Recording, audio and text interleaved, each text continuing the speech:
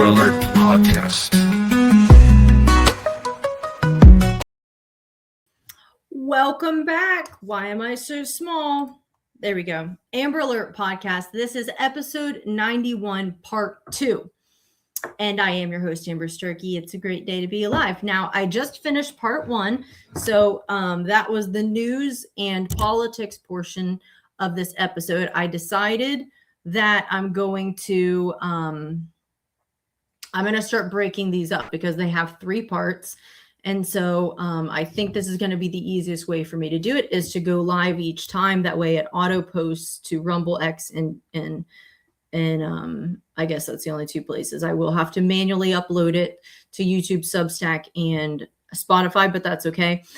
This saves me from having to edit video, which I don't want to do. So that being said, if you listened in part 1, as I said, this is part 2, which will be much shorter.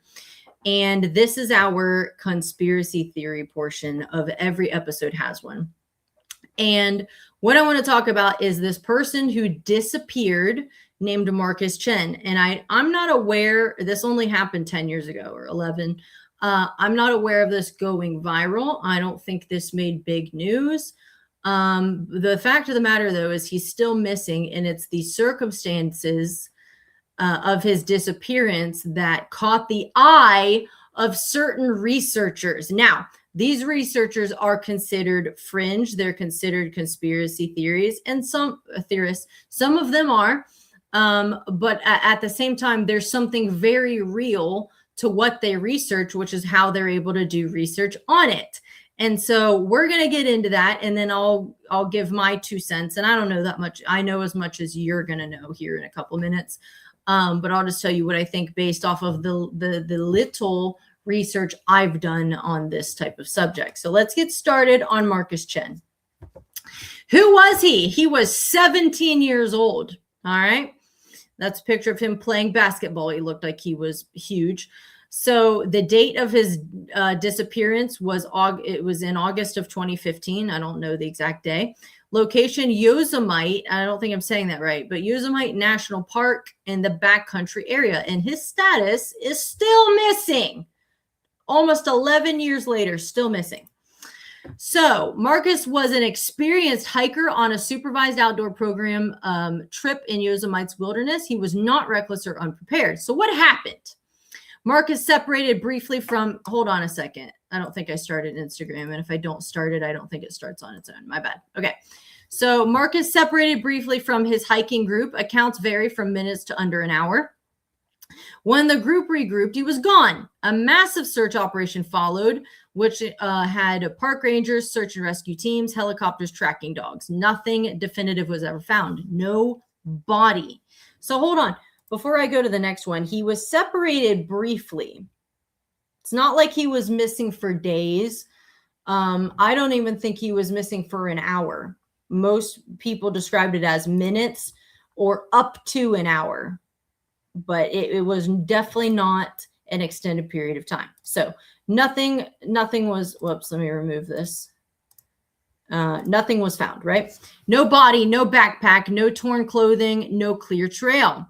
So why this case stands out, the disappearance is often grouped with other high strangeness cases because of several anomalies.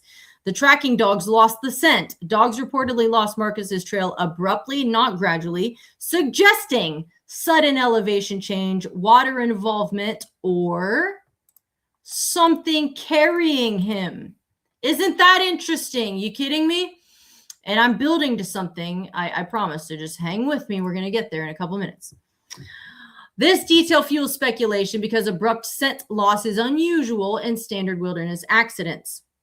No evidence of a fall. Yosemite has cliffs and ravines, yet no body at the base of cliffs. No blood, no disturbed terrain consistent with a fall. Falls are tragically common in Yosemite, but they usually leave some trace. Obviously, you're going to see that someone cracked their skull open or something.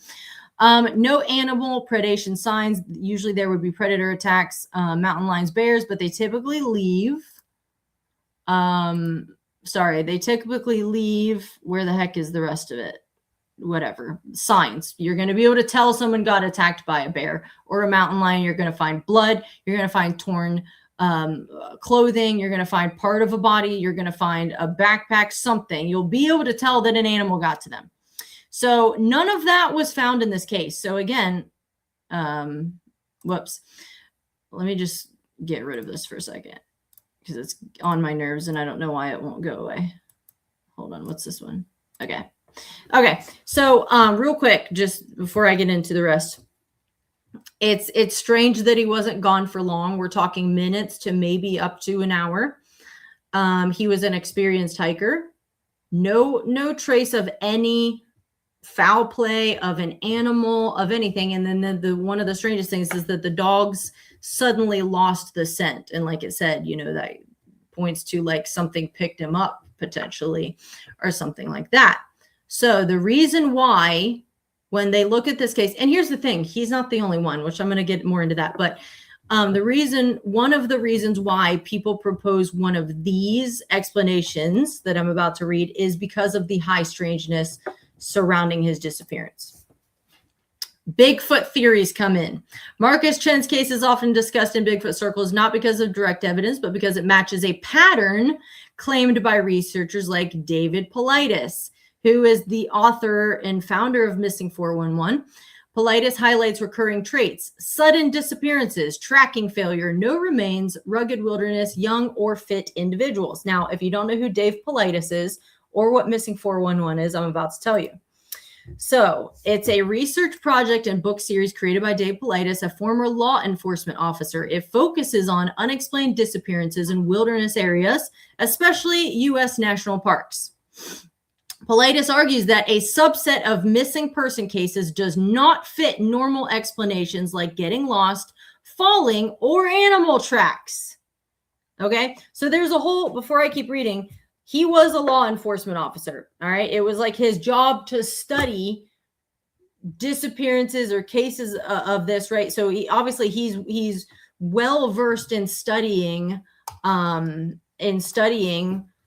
the details surrounding a disappearance and things like that. Like your law enforcement, you know what to look for. So how he started with Missing 411 is, as he was in law enforcement, he started noticing unexplained things concerning some of these cases. And he was like, you know, that doesn't make sense. And then the trigger, this is tragic, but his son committed suicide. And I think that was kind of the turning point in his life where he was like, I'm done being a law enforcement officer and I'm just going to like throw myself into research and try to find out why these cases have these mysterious attributes to them that can't be explained, because someone like me who's trained to look for these things and trained to figure out what happened can't figure it out. So that's how he started Missing 411. So the core claim, Paulides does not officially claim a single cause. This is important. Instead, he argues there is a pattern of disappearances that cannot be adequately explained by conventional means. He categorizes these as Missing 411 cases. So across hundreds of cases, they go from sudden disappearances where a person vanishes quickly, sometimes within minutes of being seen, which is kind of the case of Marcus Chen. Tracking dogs fail, scent stops abruptly, doesn't fade naturally, often near water, rocks, or elevation changes. We're gonna get back to water in a minute. Well, water nearby, rivers, creeks, lakes, swamps, even when the missing person wasn't heading toward water. Granite, boulder fields, many disappearances near granite-heavy terrain. Weather changes, sudden storms, or temperature drops sudden or shortly after disappearance. I found that out like today. So these kinds of disappearances frequently involve children, elderly, but also highly fit or experienced outdoors people and people separated briefly from groups. Odd recovery details. When bodies are found, they're found in places already searched, which leads me to another story. Found uphill or far beyond expected travel distance, missing shoes or clothing, and the cause of death is unclear. So that is strange. If you were to have someone go missing and you've already searched an area and then you go back to it and now they're there, wouldn't you be scratching your head?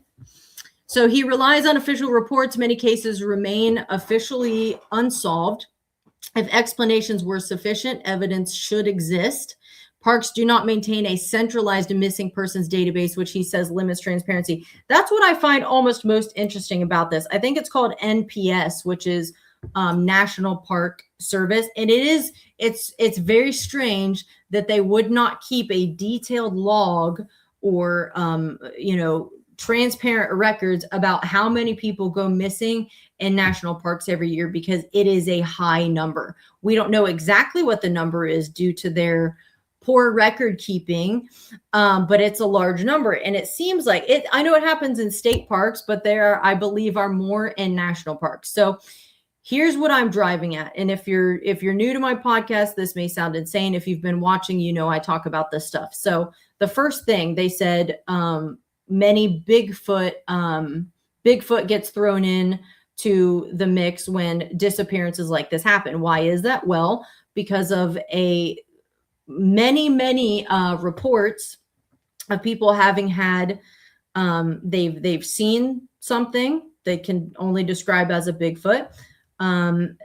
They notice, or people, believe it or not, there are people who research this like for a living.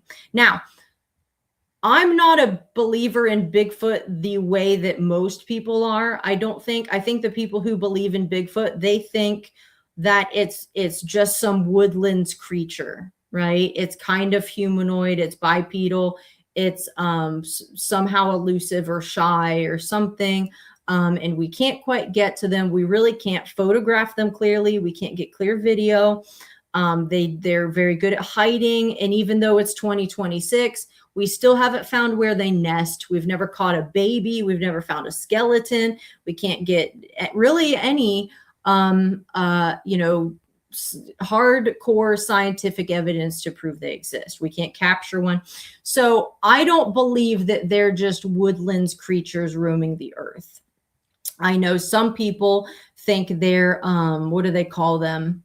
Like the caretakers of the forest or something like that. I don't believe that's true. However, if you're going to outright deny that there's anything real to the whole Bigfoot phenomena, you have to take the position that every single person who has reported having seen one or been attacked by one, every video, every picture, many of which I know have been doctored. I know AI is making it even harder. But at the end of the day, you have to make up your mind that every single person who's made a Bigfoot claim has made it up, or they're on LSD and they're actually convinced of what they saw. They either have to be a drug addict, they have to be a schizophrenic, or they have to be a liar or someone trying to make money. I don't believe that can cover all of them. There's way too much. There are so many reports. If you start looking into it, you'll find there are tons and tons and tons and tons of eyewitness testimonies. And I don't think all those people are liars or doing acid or whatever. I just don't. So there is something real, in my opinion, to the whole Bigfoot phenomenon. But here's where, coming from a person with a biblical worldview, I view what the events that are going on through a biblical lens. I don't think they're woodland creatures. I don't think they're natural creatures. I think they can manifest in our physical world. I think they are at times flesh and blood. But I also think they're a demonic entity. So I think that they can kind of almost like a demon, because a demon, well, we were talking about Tucker Carlson in the last, in part one, he came on the record and openly said he was attacked by a demon in his sleep and he had scratches on his body. Demons can manifest in a physical way where they would be able to leave physical marks on your body. I've actually seen it with my own eyes. I had a friend in college, the first time I went to college, who was clearly demon possessed. And I saw the scratches on her body. I saw a pentagram in her stomach. I saw the word run scratched into her arm, scratches all over her stomach. Demons can manifest physically the same way angels can. An angel could if you're about to get hit by a truck, an angel could pick you up and move you out of the way. Actually, that happened to Mahesh Chavda. He was, when he first moved, if you don't know who he is, he's an evangelist. And when he first moved, he was new to America. He'd moved here from Kenya. He's Indian. and he was a new Christian, and he had an apartment. I think he lived in like Lubbock, Texas or something. Anyway, he was exhausted after work and school and everything, and he laid on the couch, and the Lord spoke to him. I don't think it was an audible voice, but if you've had the Lord speak to you, you know what I'm talking about. The Lord spoke to him and said, "Get up off the couch." And he was like, "I can't." He was like, "I'm so tired. I just laid down. I'm exhausted. I just can't get up." And again, the voice said, "Get up." And he was like, he didn't do it. He did not get up. And I'm telling you, he said something physically picked him up and threw him to the floor. And the very second he was taken from the couch to the floor, a sheet of glass came through his apartment right into the couch and essentially cut the couch in half because there was a tornado outside. So something that, and you can't convince me that's not an angel looking out for him, literally picked him up, moved him from the couch to the floor to save his life. So even something that's angelic or something that's demonic, it can manifest in our physical realm. We know this from the Bible. When Peter was in prison, I think it's Acts chapter 12, maybe. He's in prison and an angel shows up in the cell and he hits Peter and he says, "Wake up." And the shackles on Peter's wrists magically fall off and they leave. The iron gate opens of its own accord. The whole time this is happening, Peter thinks he's seeing a vision. And then once he gets out, he realizes this isn't a vision. This actually just happened. I'm out of prison supernaturally. An angel just led me out. But notice it hit him. So there's a physical, there's the possibility of the supernatural coming into the natural. And there's tangibility to that. So when it comes to Bigfoot, I think that these are demonic entities, potentially modern day Nephilim, which if you don't know what Nephilim are, if you read Genesis 6 and all throughout the Old Testament, the Nephilim were an unholy and ungodly and non-human result of fallen angels, which are a glorified demon, essentially fallen evil entities that had sex with natural women. This is all in the Bible. And the result of that was the Nephilim, which was, many of them were giants, but they had different physical characteristics. Some were called, I think the Anakim, that means long necks. I don't think all Nephilim were giants, but many of them were. And there were many different races of them. And then the Israelites killed them throughout the Old Testament. There's like 30 some different tribes of them mentioned in the Bible. So it's not really an obscure thing. But anyway, the result of that was, so it was half human, half demon, really. So that's, for lack of a better word, you'd have to call that a hybrid. So I think that Sasquatch, it is a real thing. There are too many people who've had encounters, too many sightings, too many eyewitness testimonies to ignore the whole thing and chalk it up as someone's making it up or they're crazy. Don't buy it. So I think they are real, but I think they're evil. I think that the reason they're elusive is because they're here one second and gone the next, much like a demon could pop in and out of our realm, be there and then gone. The angel, when he broke out Peter, he was there physically and then gone, right? Even Jesus did that. When they were walking on the road to Emmaus or whatever it was, and he was talking to them, he's like there and then he's like gone. So that can happen in the spirit realm, if you want to, whatever you want to call it. So I think that, and that's the only explanation that I think fits, because it explains why we can't get clear pictures. I mean, how many clear pictures have you seen of an angel or a demon? I've seen some stuff come up in pictures and videos that I think are real, but it's difficult to do because they're kind of in and out, right? So I think that explains why you can't get anything clear. It explains why they're elusive. It explains why they're terrifying. People that have encountered them are scared. That explains the evil aura. And I think actually Revelation chapter 13 mentions the beasts of the earth. I think the word in Greek is therion or something like that. So the Sasquatch could be what the Bible talks about as the beasts of the earth. And so if that's the case in the Bible, these things are going to be unleashed essentially, and they'll be able to attack people at that point. But until then, you know, if they're here already, they seem to be restrained. So I think there is flesh and blood to it, but it's just not natural, if that makes sense. That's what I think. So when it comes to Marcus Chen, it could be possible that he was snatched by one, possible. The fact that it happened near water, they're always near a water source. For people who research this, they're always near a water source. And I could go on all day about all of the telltale signs that they're around. Plus, ask the Native Americans. They know there are certain parts of woods and things like that where everyone in the tribe knows, like, you don't go there because that's where they live. That's where, like, the Bigfoot or Sasquatch, whatever you want to call it, that's where they live. You don't go there. And I don't think those people are all crazy. They have the best traditions of anybody as far as what's been passed down actually accurately with their oral tradition. It's like insane how they were able to do that. So it could be that, or here's the other theory. So and especially because this happened in a national park, like I said, tons of people go missing in national parks every year. Now let's backtrack all the way back to President Eisenhower. So there is and you can call this a conspiracy theory, which I would consider it a conspiracy theory because I don't think there's much proof to it, but I do believe it happened.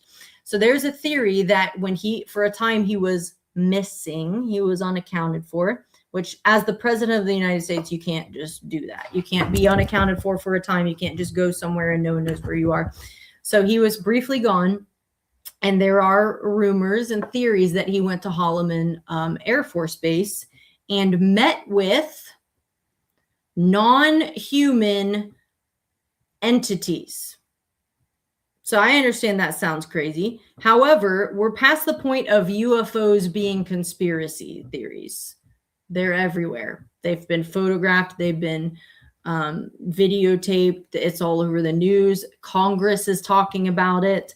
David, Captain, what's his face? David Fravor, when he went on Tucker Carlson in 2017, that was like probably the first big step toward people telling us the truth. The pilot Ryan Graves has talked about it. David Grush testified before Congress. You've got Lou Elizondo, the freaking Marco Rubio, and all those people just came out with the Age of Disclosure film like a month ago or less. About the UFOs are real and they're everywhere, and pilots see them, and so do people in the water. There are USOs, which are like unidentified submersible objects or something like that. So they're around and they've been around and it's increasing. So here's my theory. If in fact President Eisenhower went and met with some demonic entities and he gave permission to them, gave them access to our national parks and God only knows what else, that would explain the disappearances. Now, the disappearances, obviously, I know some people fall. Some people do get attacked by wildlife. Some people get lost and die somewhere. I understand all that. I'm simply saying for the ones that can't be explained, like the cases Dave Paulides has built his work on, could be a Sasquatch type situation, could be a Dogman type situation, which I think is nothing other than also some kind of demonic entity that's a spirit, but also manifests in flesh and blood. They act the same way, very elusive. And yet enough reports of those that, again, if you want to call everyone crazy who's reported it, I don't think you can make that case. You just can't. You have to be biased actually to take that position. So anyway, so if President Eisenhower gave permission to these entities, which I believe are what the media and what entertainment in movies and TV shows call aliens, I think that's what they're going to be marketed as. I think that's what they're going to appear to be when they finally show up. And I do believe they'll show up, but it may not be until after the rapture of the church. It may be almost simultaneous with the rapture of the church. Could be right after, it could be before, but I think they're going to show up, and this is going to be part of the Antichrist system getting set up. But my point is if the president of the United States, who really has the authority over the whole country, if he gave permission, if he made a deal and gave permission to these beings to snatch people, because alien abductions, again, that's another thing that it sounds crazy if you hear about it for the first time, but if you research it, it's more common than anyone would like to think. More people have had encounters, and all of them are the same. They end up on a metal table, experiments are done to them. Men have sperm taken, women have ovum taken, women get pregnant, and then they're taken again in the 3rd month, and the fetus is taken. Karen Wilkinson, 3 times that happened to her. They also have strange burns on their bodies. Later on, they have health complications. And so they're gone in real time. They're gone in real time. They're physically taken out of their bedrooms and things like that. So here's my thing. If you're given permission from the highest authority of the United States to take people for your experiments, which I think is their breeding program, then that would explain the disappearances in national parks, because you have permission from the highest office in the country to be there. And believe it or not, the spirit realm is subject to permission. That's why the devil can't just do whatever he wants to you. He has to have an advantage, an opportunity, an open door. Now, he's a deceiver. He can lie to you, and he can approach you and act like he has permission to do what he's doing, but he doesn't have permission unless you give it to him, which means you bought the deception and you said, yeah, you can do that because I'm a person and you're the big bad devil. So he's a deceiver and a liar. But my point is, you don't just get demon possessed without there being some kind of permission that was given. It doesn't happen. Same way God, given your free will that he made us and gave to us, he made us with it and gave it to us. He needs permission. That's why everyone's not just default saved. They're not. Otherwise, that would be a violation of our free will because we didn't have a say in it. God goes by permission. You say, yes, I want to be reconciled to you. I don't want to go to hell and all these things.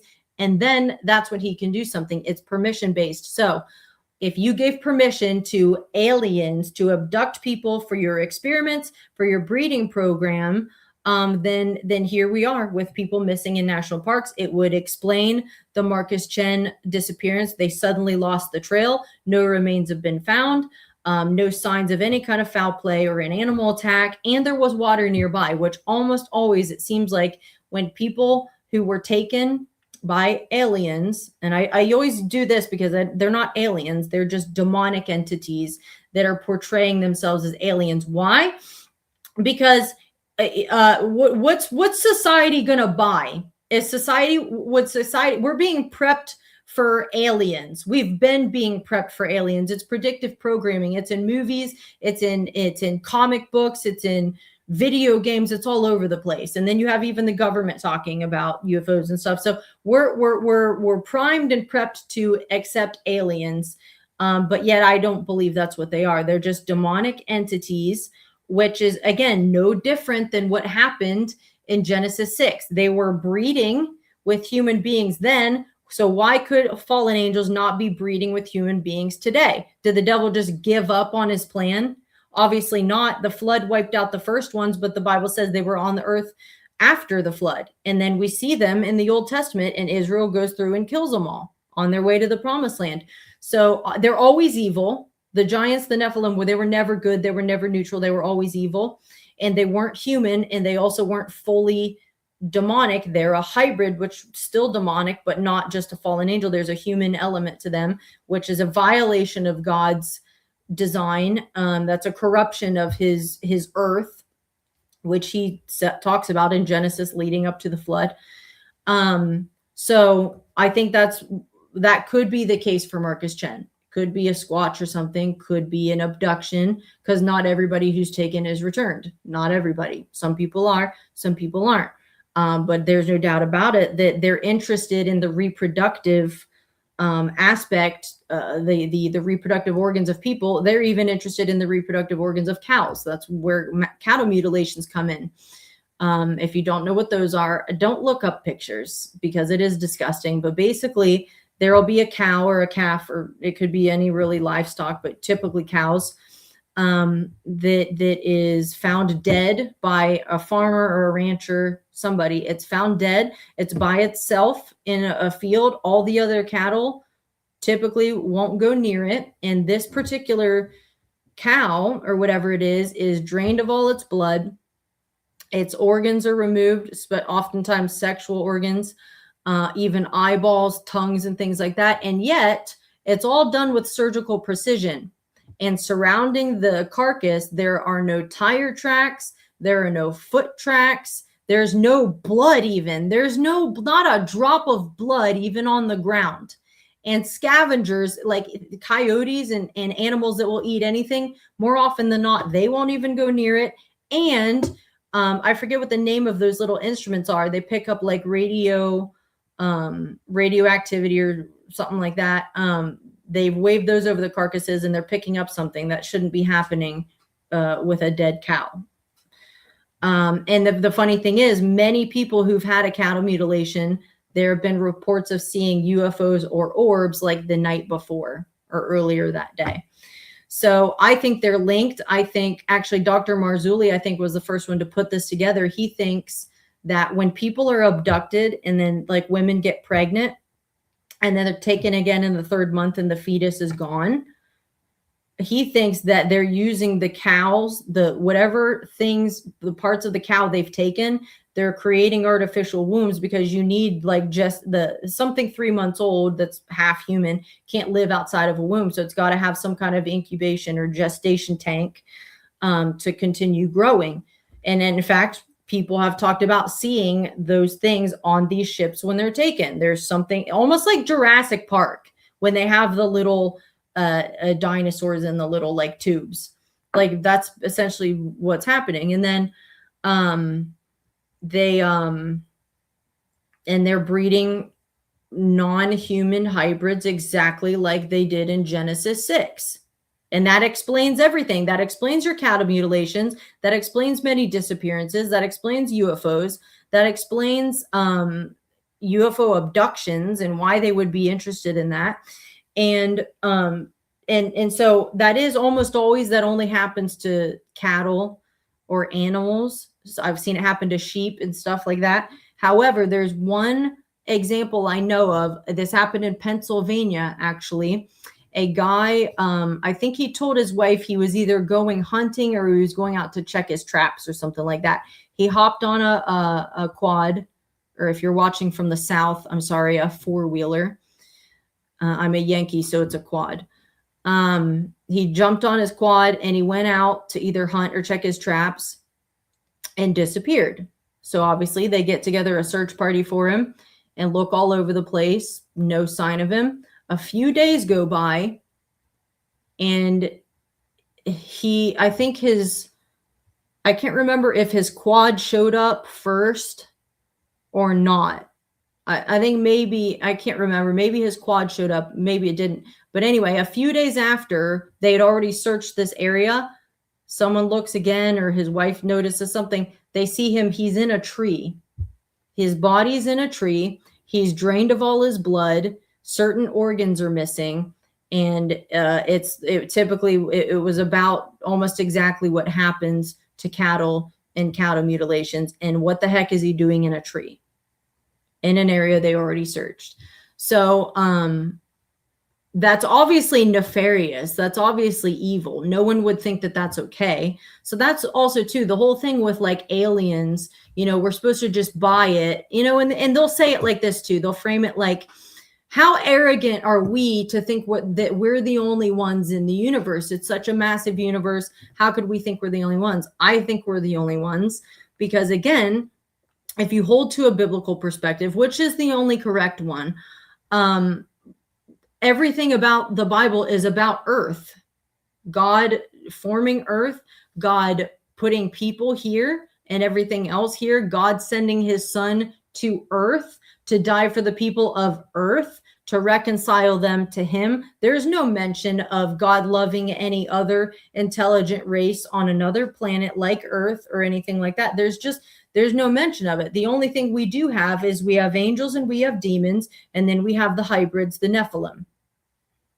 And then we have God, and then we have the devil, and then we have people and animals, obviously. Like, that's it. So I don't believe that there's something else out there. I think if there were, and they're supposed to be so much like us, then it's very likely that they would have also sinned, and they would have also needed Jesus to go die there for them. And yet there's no record of any of that in the Bible. So I think that's just it. And I do think permission has been given. Plus I've talked about, what's that guy's name? Is it Phil Snyder? I want to say the guy who talked about the underground tunnels, which are all over the country. Google it. I mean, look up the underground tunnels. They're everywhere. But he was down there, and then he said he saw non-human entities. And I think he and others also mentioned, you are told, like, before you go in, you have to sign like an NDA and sign something agreeing that you won't use the name of Jesus with those things down there. Why? Why would that bother an alien if they're just aliens? The only reason you wouldn't be able to use that name, that one specific name, which just so happens to be the name above every name, which so happens to be the name the devil trembles at and every demon has to come out. It's that one name. So that tells me these things are demonic. They have to be. Plus, to say nothing of the fact, if you're abducting kids and molesting them, even if you're abducting adults and molesting them, if you're draining cattle of their blood and taking people, that's evil. That's not a good alien, even if you want to go the route of, yeah, I think aliens are real, but they're good. There are benevolent space brothers. None of that's okay. All of that is very unethical, everything that they're doing. So I don't know. I think that's it. I think we're just getting, we're being given just enough disclosure to set people up to accept such a thing as being true. You know, we've been conditioned. We've been hearing about aliens forever. And I think it'll be part of, if not most of, the coming great deception. Although I think there's going to be deception coming from all sides in all ways. I don't think it's just one deception. It's just deception in general, which is already happening. So yeah, that's what happened to Marcus Chen. Still missing. I'm guessing got snatched by someone or something. And it is just interesting that it looked like, you know, they said because the scent disappeared like that, and it wasn't water. Of course, water was in the area, but it wasn't at water. That would almost suggest something picked him up, which again, if you study this type of stuff, for the people who've had it, you know, researched it, and for the people who've experienced such a thing, they talk about that getting picked up. It's crazy because you see it in movies. It's so crazy how much movies have done that. It's also like, it's almost like The Boy Who Cried Wolf, because we've been conditioned by movies. You know, which one is the one where people are getting beamed up? I don't know if that's Star Trek or if that's E.T., but that's like actually a thing. And so because you saw it in a sci-fi movie, you're never going to believe it could be real. But where'd the inspiration come for the movie? You think someone just made it up?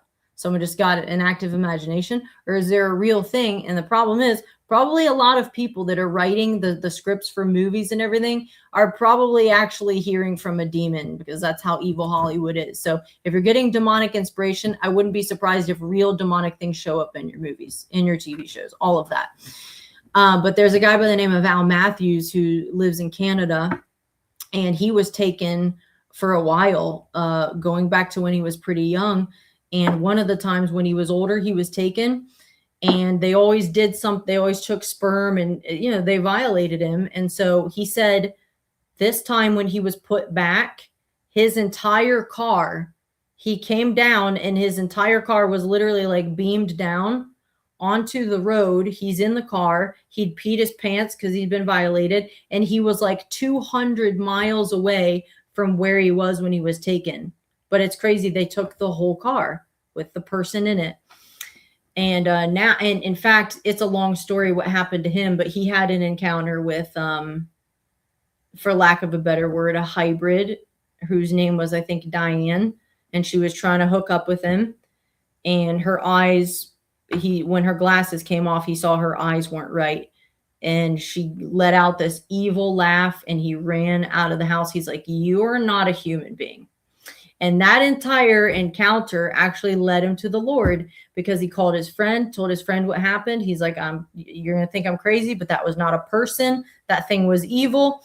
And his friend happened to know Dr. Marzulli. He talks to Al, and within 2 weeks, Al's a born again Christian. And now he's a researcher also, plus a firsthand experiencer of all this stuff. So he's got an interesting take on the whole thing. So I wanted to share that about Marcus Chen, and he's one of many cases that have gone unsolved. The person's still missing. No signs, no explanation, no signs of anything. And yet there are enough of those cases to make people think, like Dave Paulides, why can't this be explained? And that's why people get into research. And again, it still sounds fringe. It still sounds like a conspiracy theory, but I promise you, if you do your own digging into it, you'll see there's a lot more to it than you would think. I'd actually not watch TV shows on that stuff. I wouldn't watch Bigfoot shows. I wouldn't watch, Ancient Aliens, although there may be some truth. Actually, I think there's a lot of truth to what Ancient Aliens shows. Even the History Channel, they'll show you factual, real things, but it's their interpretation of it that's wrong, because those outlets are never going to say, hey, this is demonic. These are fallen angels. These are demonic entities. They're never going to say that. It's always going to be, these are aliens. In fact, it'll be probably maybe the next coming deception that will be, because if you're the devil, you've got to eliminate the truth of the Bible, and you've got to eliminate God. So how did we get here? And how do we explain all of these things we can't explain? Go from the pyramids to the disappearance, throw a dart at the board. There's so many of them. How do we explain all these things? Well, that's a very easy question for the enemy to answer if he just can get you to accept the fact that you were planted here, seeded here by an alien race that's much more advanced than you are. And that's why they look a little bit like us, but they're more advanced. They've evolved, and they built the pyramids, and they built all of these megalithic sites that couldn't have been built by people. They're responsible for the UFOs you're seeing.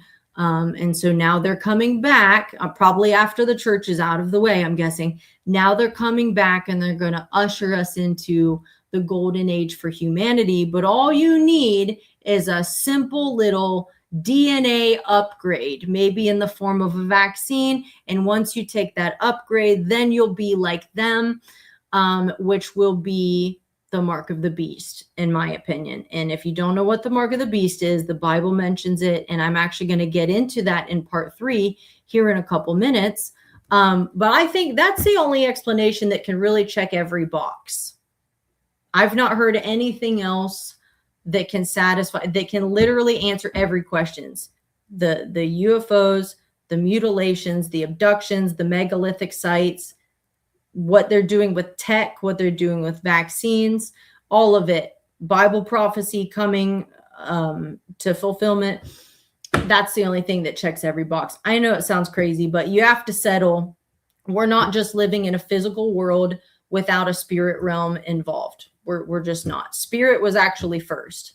Before God made anything physical, there was spirit. God is spirit, the Bible says. So that's the first thing you have to settle. And once you settle that, the rest is really pretty easy. And again, once you understand Genesis 6 and that breeding actually happened between fallen angel and human being, everything else is like easy. And Genesis 3:15 talks about, the first prophecy in the Bible after Adam and Eve sinned, and God said to the serpent, cursed you'll be, and on your belly you'll crawl, and you're going to eat dust and all this stuff, and I'll put enmity between your seed and the seed of the woman. So right out of the gate, very early in the beginning of the Bible, in chapter 3 of the first book, we're told there's a seed of the serpent. There's a seed of Satan. And then if you have Genesis 6, which tells you, I think, exactly what that seed looks like. And then if you fast forward to Daniel 2:43, it says, this is talking about end times, by the way. Daniel's a prophetic book about the end times. It talks about in 2:43, it says their seed will mingle with the seed of men, but they shall not cleave to them. Well, who's they? What is their seed? It's obviously not men, because the writer made a distinction between this seed and the seed of men. So it's something other than men. What is the only other seed the Bible talks about? The seed of the serpent, the seed of Satan. So boom, Daniel, I believe there in that very small verse there, which most everybody overlooks. The only reason I know about it is because of Dr. Marzulli, but that fills the gap for you understanding that this will come to relevance in the last days, which we're in. And that would explain why the UFOs have blown up ever since really, ever since the atomic bomb. And then, of course, Roswell kind of kicked things off. And now it's even more than that. And also that would explain the abductions and the breeding program and why they're so obsessed with the reproductive organs and whatnot. Because it's, you know, and again, this is something, I don't know if anyone else said this. If they did, I would give them credit, but this may have just been me. You know, in the Bible, when the serpent enticed Eve to eat the fruit from the tree that was forbidden, what did he say to her? He said, you're not going to die. He said, your eyes are going to be opened and you'll be like God, knowing good from evil. So in other words, Satan offered her something, and he packaged it as, this is an upgrade. You're currently not like God. You currently don't know good from evil. But if you just eat this, you're going to get your upgrade and you're going to get some divinity, it sounds like. So it's an attack on the image, an attack on the identity and the way they were made in the image of God. And that's the devil saying, this is insufficient. I'm offering you a higher way if you'll just eat. Well, I think that he's never changed his game plan. And that's exactly what it's going to come down to in the last days. Hey, you are not sufficient. Your current DNA is actually inhibiting you and keeping you from what you need to be. You need to ascend. You need to evolve. You need to get to the next level. You need to be like us if things show up, right? These ascended, these higher beings that are aliens, right? If they show up, you want to be like us. Just take this mark. Just take this little vaccine, this chip under your skin. Put it in your right hand or forearm or in your forehead, like the Bible says, and then you're going to get your upgrade and you're going to be like us. So the devil never even, if that's going to happen, the devil never had to change his plan. It was always an attack on identity and image, and it'll come down to that at the end to entice people into taking the mark of the beast, which I believe will bring a DNA change that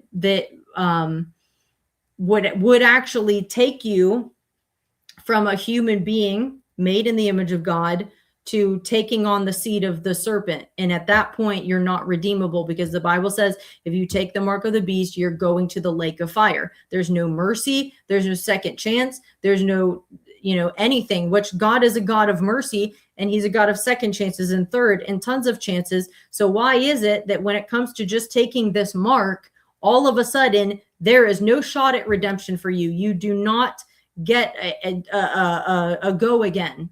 You don't get to go back on your choice. You're going to the lake of the fire. Why? Because I believe you literally gave up. You turned your back on your humanity, being made in the image of God, and you literally took on and into yourself the seed of the serpent, and you're no longer a human being who is able to be redeemed by God. I think that checks every box. So I'm going to end this, and then we're going to go ahead and get into part 3, which I'm going to start again in 5 minutes, maybe. And we're going to pick this up. And I can't wait to get into the Bible, because some of what I've mentioned here, I will have the verses and stuff there, but there's also something deeper than that, like I said at the beginning of part 1, I was made aware of in maybe the last week, and it blew my mind to learn it. It solidified my position on something. I think it should cast out doubts that you have on this particular issue. If you're a person who reads the Bible or believes it, and you've heard this, but you don't really know where you stand, or you think you stand here, but there are other positions you can take, this, I think, should solidify your position. So we're going to talk about end times, though, and we're going to talk about prophecy. And it's more relevant to today That's the thing about the Bible. How could a 2,000-year-old book be relevant? More than 2,000 years old. I promise you, it's more relevant than anything. I'm going to show you a bunch of relevant things that are happening now that the Bible foretold. So wake up. We are in the last days. I will see you guys in a couple minutes. I'm going to end this. I'm going to end this live stream. I'm going to come back in a new live stream right on X, Instagram, and Rumble. And we'll pick up part 3 there. So stay with me. I'll be back in maybe 5 minutes. Jump on the new live stream. All right. Goodbye.